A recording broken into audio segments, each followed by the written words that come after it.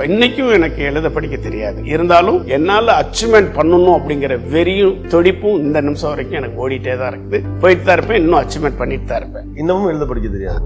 Okay, ஆச்சரியம் தான்.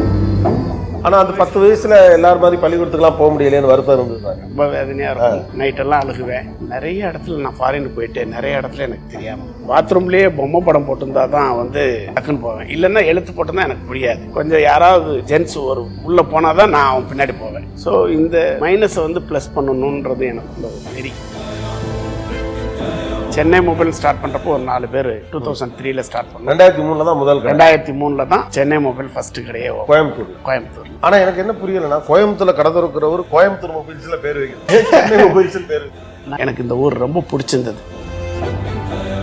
நான் நிறைய ட்ரிப் தோத்துருக்கேன். 16 தடவை தோத்துருப்பேன் லைஃப்ல. அப் டவுன் இருந்துட்டே இருந்தது. இப்பெல்லாம் பாத்தீங்கன்னா ரொம்ப சலிப்பாய் போகுது. என்னடா முயற்சி பண்றான் எல்லாரும் தான். என்ன தூக்கி விடுறதுக்கு தான் ஆள் இல்லைல்ல. என்ன பிடிச்சி வேற வழியே இல்லை. எவ்வளவு ரூபாய் முதலீட்டுல முதல்ல Chennai mobile sir? Chennai mobile 3 லட்சம். இன்னைக்கு உங்க டர்ன் ஓவர் இன்னைக்கு 1000 கோடி கிராஸ். 1000. ஆனா 13 வயசுல எப்படி கடை போட்டீங்கன்னு? சின்ன பையன் எப்படி சொந்தமா கடை தொடங்குறது? அதான் பிளாட்பாரத்துல கடை போட்டு அது ரெடி ஆகி ஒரு 14 வயசு வரப்ப தனியா ஒரு கடை ஒண்ணு, சின்ன கடை ஒண்ணு, பர்ஃபியூம், பாடி ஸ்ப்ரே இந்த மாதிரி ஐட்டம் எல்லாம் ரொம்ப இம்ப்ரெஸ்ஸா இருக்கும். அப்ப அந்த காலகட்டத்தில் ரொம்ப ரேரா இருக்கும். நல்ல பர்ஃபியூம் கொடுத்தோம்னா நல்லா இருக்கும். அப்போ அந்த குவாலிட்டி நல்ல பொருள் கொடுக்க ஆரம்பிச்சா கஸ்டமர் திரும்ப வருவாங்கன்றது அது எனக்கு நல்லாவே தெரியும். எங்கேயும் இல்லாத பொருளை கொடுத்தோம்னா அதுக்கு நமக்கு ஒரு தனி மரியாதை இருக்கும். அப்படிங்கிறது ஒரு என் கடைக்கு வர்றதுக்கு ஒரு காரணம் இருக்கணும். வாடிக்கையாளர் கண்டிப்பா குவாலிட்டி இருக்கணும், அல்லது வேற எங்கேயும் கிடைக்காதுப்பான்னு இருக்கணும்.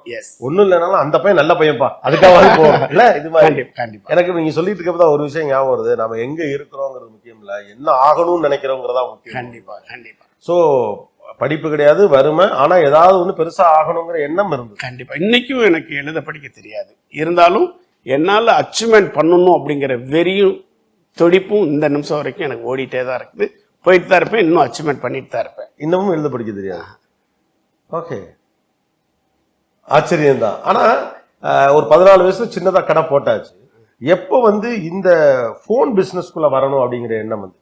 நான் அதுக்கப்புறம் இந்த எலக்ட்ரானிக் பொருள் விற்கணுன்றது அடுத்தது எனக்கு ஞாபகம். அப்போ அந்த games, calculator, walkman, CD player, அதெல்லாம் ரொம்ப ஆமா அந்த டயத்துல தான் அந்த எலக்ட்ரானிக் ஃபீல்டை ஒட்டியே வந்துட்டு இருக்கிறப்ப அந்த 94, 93ல பேஜர் வந்துச்சு, ஆர்பிஜி பேஜர் சென்னையில.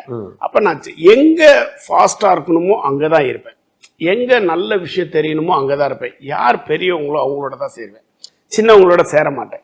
நாலேஜபிளா யார் பேசுறாங்க, புதுசா யார் சொல்லி கொடுக்குறாங்க அவங்களோடய டிராவல் பண்ணுவேன். குழந்தைங்களோட விளையாடாம கொஞ்சம் மெச்சூர்டா இருக்கு, பெரியவங்களோட தான் பழகுவேன். அந்த எண்ணம் ஏன் வந்துச்சு? அதாவது விவரம் தெரிஞ்சவங்களோட பழகணும், நம்மளோட பெரிய ஆட்களோட சேர்ந்துக்கணும். ஏன்னா அவங்கள்ட்ட இருந்தா நிறைய விஷயத்த கத்துக்கிற முடியும்.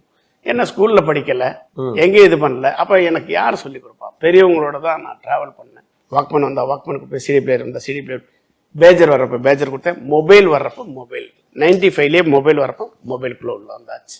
ஸோ பேசிக்கா உங்க பிசினஸ் உடைய ஒன்லைன் இதுதான், எது புதுசோ அதுல கான்சன்ட்ரேட் பண்ணுவோம். அதுதான் முக்கியமான விஷயம். ஒருத்தவங்க எடுத்துக்கிற வேண்டியது இன்னைக்கு என்ன டெக்னாலஜி வருதோ அந்த டெக்னாலஜிக்கு நம்ம மூவபிள் ஆகும்.